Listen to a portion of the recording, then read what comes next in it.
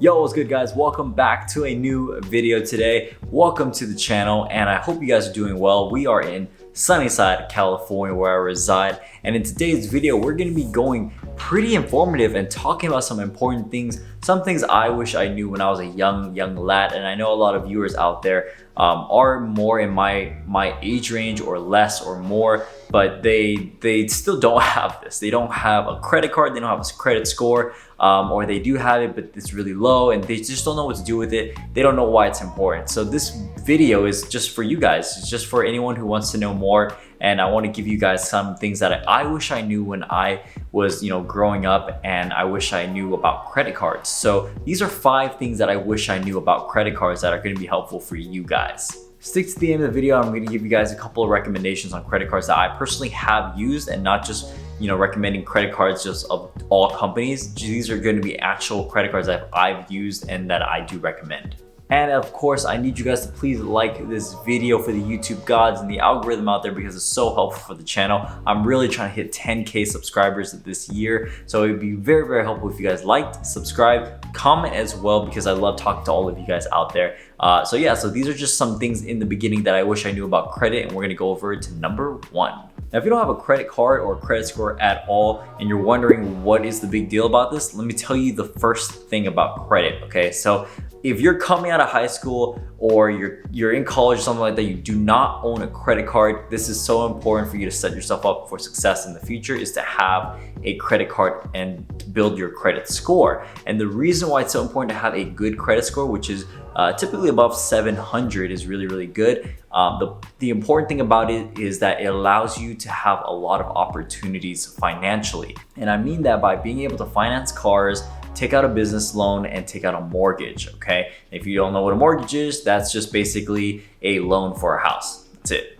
If you don't have a good credit score, it's really hard to be able to buy these things, to be able to start a business, or to be able to buy a car, or to buy a house, unless you're literally starting off with straight up cash, which is totally fine, but you're missing out the possibilities of leveraging, okay? So this is an opportunity cost. You could either use 20K that you use and just buy a completely new car with that, or you could leverage finances and use maybe only $5,000 of that 20,000 to get a new car that you need, and then use the rest of 15,000 to invest it into other things, whether it's into the stock market, into real estate, into another business, something that's gonna give you a better return with your money, so that you don't lose that opportunity cost. That's the problem with paying in cash. You use all that money, you tie it up to one thing, when you can actually use credit to leverage it and then get what you want, but also use the rest of that money to make you more money.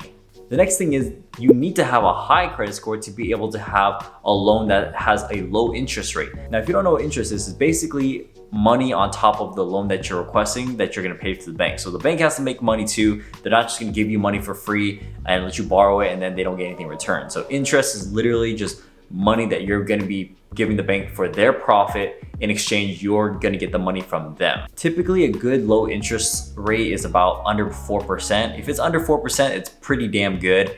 And you can only get those kind of numbers if you do have a good credit score. Usually typically above like 700 is a good goal to aim for. Having a good credit score and getting low interest rates means that you don't have to pay more out of pocket for what you want. So some car loans out there, people buy cars and their interest rates are like over 10-15%, and it's just like insane. Imagine paying 10 to 15% over the value of the car just because your credit score is bad, when you can simply fix that. Being able to get a low interest rate on your loans is gonna help you a ton and save you so much money. Another thing I wish I knew back then is that you can actually just increase your credit score just by paying things on time and not just leaving a balance. So there were times back in the day where people would say like, you gotta leave a balance in your credit card, okay? You gotta leave a balance. You don't pay the whole thing. You don't pay the whole statement. You gotta leave a balance so that you can increase your credit score that way. And that's actually a myth. You actually can just pay the whole statement balance off and then your credit score will increase. Actually, it'll increase more. It's better to pay the whole statement balance off in full rather than leaving money and just paying the minimum balance. So don't just pay the minimum balance, pay the entire statement cost of the credit, and then whatever's carried over, you can pay it for the rest of the month, whatever. So if your statement balance says that you owe $500 this period, pay the $500. Don't just pay the minimum $25. Pay the whole damn thing. It will literally help your credit score so much. The next thing I wish I knew is that actually having multiple credit cards is good for you. Now, this doesn't mean just open up 5 different bank accounts or 5 different credit cards. What I mean by this is having like 2 or 3 or something like that is actually good, all right? Not all at the same time, just because it gives you a bigger balance of credit. So if you have one credit card that has a $5,000 limit and another credit card that has a $5,000 limit, in total you have a $10,000 credit limit, and it increases your credit score if you only use 10% or less of it. So if you're only gonna use 10% of a credit card, it's better to have 2 because now you have 20% total. If you have one credit card and you're trying to stay below that 10%, you're really limited. But if you have another credit card, you could just use the other 10% of that, and now you have 20% worth of credit that you can use, and it's gonna help you with your credit score. Now, the reason why this is important is because it shows the credit lenders out there that you're responsible, that you are utilizing the money properly, and that you don't need all of this credit. Even though you have multiple credit cards and you have this large limit on them, you actually don't need to use all of them, and it shows how responsible you are, and that ends up increasing your credit score. All right, so if you guys look into credit utilization, you guys can find out more information about that, but keeping a low credit utilization is very, very important in order to keep your credit score high. And having multiple credit cards really helps with that credit utilization. The last thing is credit cards give you perks, bonuses, points, and rewards. And it's so awesome that they do this. So you'll see a lot of credit cards actually have like 1% back on everything you buy and purchase. So it's basically having free money back or always getting a discount on everything you buy if you use your credit card. Now, this is very, very enticing because you could just simply just put your credit card on your daily uses, meaning like your food, your groceries, or like your phone bill, or like your Netflix account, or whatever. Like all of your reoccurring expenses you can put on your credit card, and that's just automatically going to gain and build up points. And you could use those points for rewards, free travel, gift cards, all that good stuff. It's super, super helpful, and it's just literally just free. Basically, it's free money getting back to you just because you're using it. And it's like whatever you're using for your expenses, that's money you're gonna spend anyway. So why not get some bonuses out of it by using a credit card, get those points, and get rewards out of it? You could just simply use your credit card and then just pay it right after with your debit account or something like that. That's the easiest thing you could do. Use your credit card and then just pay it off right after that. It's super, super simple. That way you're not using money or spending money that you actually don't have. It's also a great pro tip for business owners out there, especially if you're spending money on advertising or supplies or anything like that. Using your credit card for those things is super helpful because you're putting thousands of dollars into these business expenses. So you might as well put it on a credit card, gain a lot of points, and then just pay it off with your business account, your regular debit account, or whatever cash you have. And then you're going to end up getting a lot of points for free travel. It's like you're gonna spend it anyways, you might as well use it really, really well. Now, what are some credit cards I actually recommend? Well, I have 2 different credit cards I actually recommend that I've used. One is just gonna kind of be like an everyday life kind of credit card, and the other one's gonna be a business credit card. So pick your poison on which one you want, but the first credit card is going to be Chase Freedom credit card. Now there's 3 different types, and I'm going to show you guys the 3 different types. The first one is going to be the Chase Freedom Unlimited card. Then there's the Chase Freedom Flex credit card, and then there's the Chase Freedom Student credit card. So either of those 3 work, and then obviously use it towards which one I guess best suits you. So if you're a student, go for the student. If you're not a student, go for the other 2, right? So what are the main differences of these 2? These 3 are great credit cards for first-time credit users and to build up your credit score. So we can go through these different ones. The Chase Freedom Unlimited and the Chase Freedom Flex are pretty much similar and the same, but there's just a slight difference of these 2.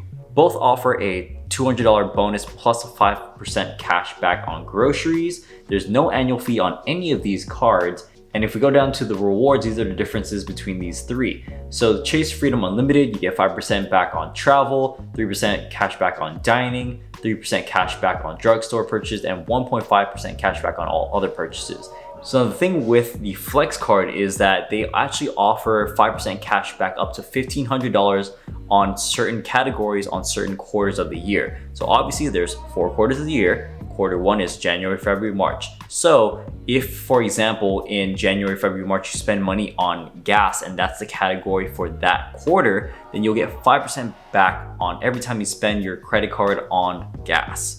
And then maybe quarter 2 it might be for like the mall or like clothing store. So if you spend money on those and use the credit card, then you'll get 5% cash back on those purchases, and it'll change quarter by quarter. So the other credit cards do not offer that, but literally other than that, that's basically the same. And then the 1% cash back on all the other purchases is the major difference between the Flex and the Unlimited. And then the student card is pretty simple, pretty basic. You just get 1% cash back on everything. So those are the major differences of the Chase Freedom Card. I recommend using any of those depending on if you're a student or not a student. They're all amazing cards. I use them and they're a great go-to beginner card and very easy to apply for, very easy to get approved for.